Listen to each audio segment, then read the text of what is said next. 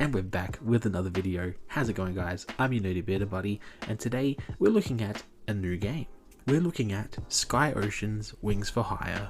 Sky Ocean's Wings for Hire is a new jrpg type game developed by Octito Studios and published by P-Cube. I've been interested in this for a while now.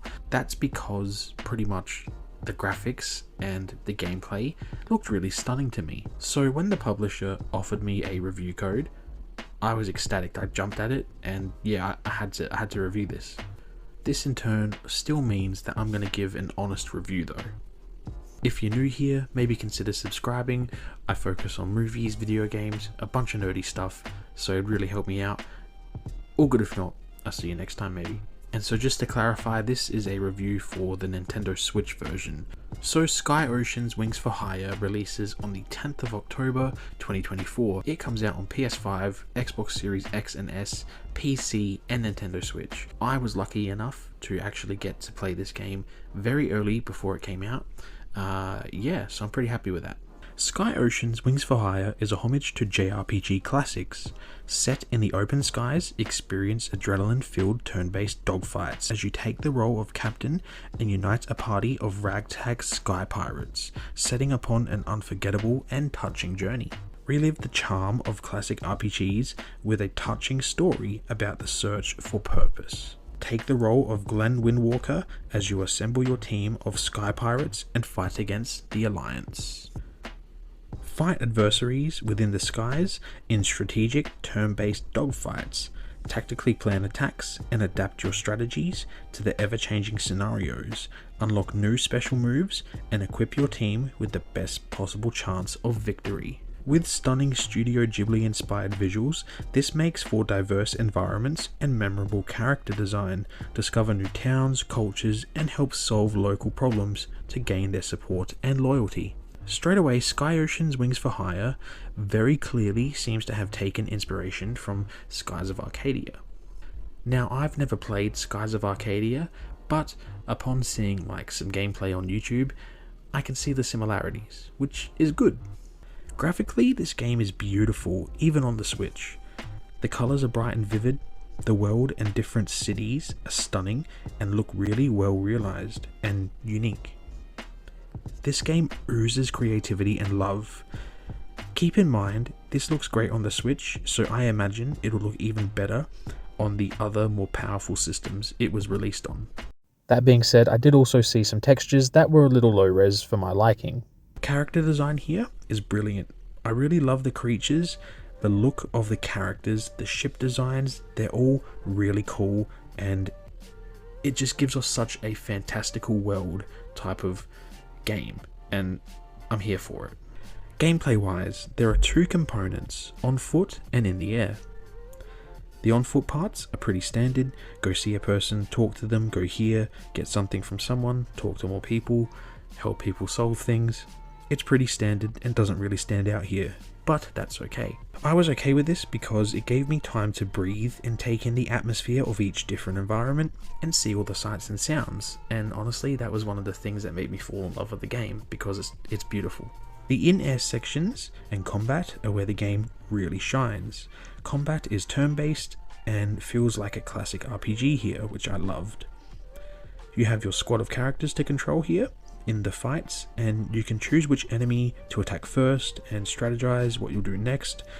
Each character has different specials to use, and I really enjoyed it because it made the gameplay and the fights feel different and unique. This is my first ever RPG where the turn-based combat is in the sky, and it was a breath of fresh air. Pun intended. As with any RPG, there is the ability to customize and upgrade your ships and characters using in-game currency too, which feels quite noteworthy as you can upgrade a lot here, from the frame of your ship, turbines, machine guns, so much more. You can even keep an eye on your crew's mood. You can go into each crew member's menu and you pretty much choose which specials they can use within fights and change it up that way. I really like the RPG mechanics here. They seem pretty deep, but they're not overwhelming. The story here, I love. It's very heartfelt, and look, I'm not going to spoil anything, but it doesn't shy away from tragedies that the characters experience, And I think that's what really won me over here. In particular, I liked the relationship dynamic between Glenn and Theo, who is an orphan. They were like really like little siblings here, and it was really endearing. I loved it. This game is just a huge vibe, and I'm here for it. I love it. I'm all in. This is definitely a great game if you're an RPG fan or a JRPG fan. This is going to be exactly for you. It's not perfect. It has some issues here, and let me go through some. The only thing I wasn't a fan of is when you're flying in the air, it sort of zooms out from the ship quite a lot and makes you feel a little tiny. I'd like maybe a camera closeness option, maybe, if that's a thing. It's not a deal breaker, but just something I noticed. Performance wise on the Switch, it runs well for the most part, but when I first booted it up, I found the analog stick sensitivity to look around with the camera. That was way too fast for my liking, and I had to go to the settings to turn it down. Frame rate on the Switch does drop a little bit from time to time. I'm not an expert, but like you can see it. Mainly when you're like, there's lots of crowds or lots of things happening on the screen. And look, if I'm being honest, I found this aspect a little disappointing purely because I've seen the Switch play much more graphically demanding games. And when I was flying, the flying felt fine and smooth, but when I would move the camera around, it felt choppy, which maybe could be fixed with a patch, I'm not sure. As for voice acting, there were some light voices in the fights, which I liked. But it left me wanting more for like when the dialogue boxes came on screen. But then again, I understand why it wouldn't be, because that could extend the budget quite drastically.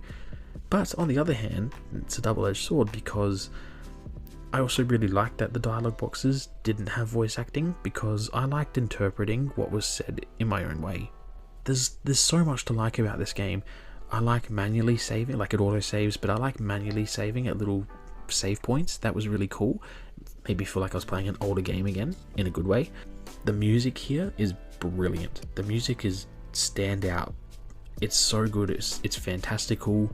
It gets tense when it needs to. It's really amazing.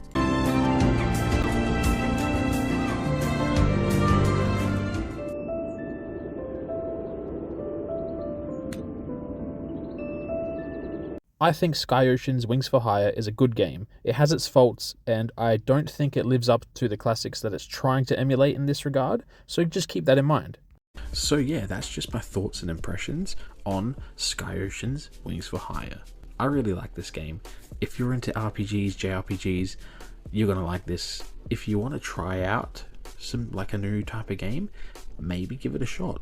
Just keep in mind that it might run better than the Switch on other consoles, obviously, because they're more powerful, and it just doesn't really do anything new here, and it has its faults. So just keep that in mind going into it, and yeah, I think you'll have a good time. There is a lot of fun to be had here still. Anyway guys, thanks so much for watching. Like and subscribe, and I'll see you in the next video.